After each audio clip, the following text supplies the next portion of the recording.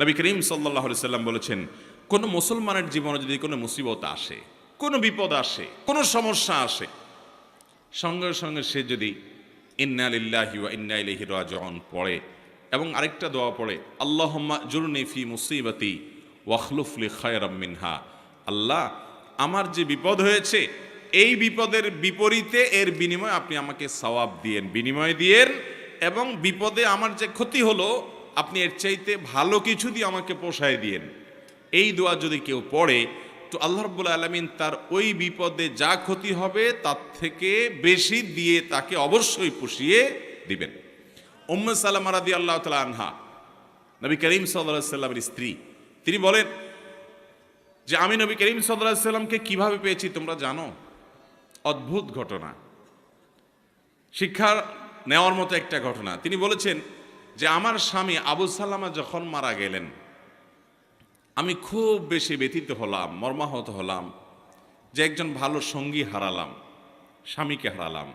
তো আল্লাহর কাছে আমি কেঁদে কেটে নবী সাল্লাল্লাহু আলাইহি সাল্লামের সেখানে এই দোয়াটা পড়েছি, আল্লাহুম্মা জুরনি ফি মুসিবাতি, আল্লাহ আমার মুসিবত এবং বিপদে আপনি আমাকে বিনিময় দিয়েন, বিপদ যে হলো এর বিনিময়ে আপনি আমাকে দিয়েন, ওয়াখলুফ লি খায়রাম মিনহা, এবং এই বিপদে আমার যা ক্ষতি হলো, আমি যে হারালাম স্বামীকে, তার চাইতে বেটার কিছু আমাকে দিয়েন। আমি দোয়া আল্লাহর কাছে করে গেছি সব সময়। আল্লাহ তাআলা আবু সালামা আমার স্বামীর মৃত্যুর পর অকল্পনীয়ভাবে, অভাবনীয়ভাবে আমাকে মুহাম্মদুর রাসূলুল্লাহ সাল্লাল্লাহু আলাইহি ওয়াসাল্লাম স্ত্রী বানিয়ে দিয়েছে। আবু সালামাকে হারিয়ে তার চাইতে বেটারটা পাইছেন না, পান নাই?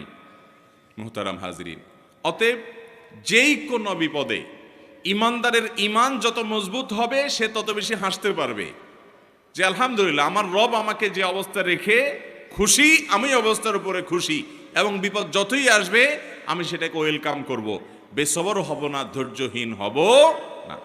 আমাদের সংসারগুলোতে আজ যে অশান্তি, আমাদের সমাজে যে আজ বিশৃঙ্খলা, অশান্তি, এর মূল যদি কয়েকটা কারণ বের করা হয়, অন্যতম প্রধান কারণ হবে বেসবর, ধৈর্যহীনতা, সবরহীনতা।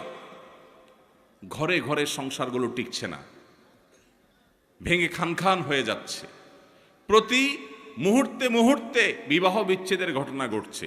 অন্যতম কারণ ধৈর্য সহ্য নাই, ছেলেরও ধৈর্য নাই, মেয়েরও ধৈর্য নেই, কিছু হলেই সব হটমেজাজি হয়ে যায়, সবাই কাট্টি দেওয়া শুরু করে। কাট্টি বুঝেন তো? আপনাদের এলাকায় কি বলে? দোস্ত দোস্ত একটু অভিমান হলে, রাগারাগি হলে বলে না তোর সাথে কাট্টি,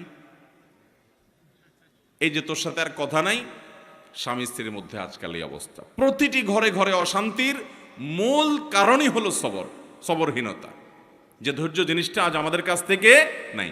এটাকে আমরা ইবাদত মনে করি না। একটা জটিলতা হলো আমালুল কুলুব বা অন্তরের আমলগুলোকে আমরা একেবারে কেয়ার করি না, অথচ অন্তরের আমলগুলোর গুরুত্ব অনেক বেশি।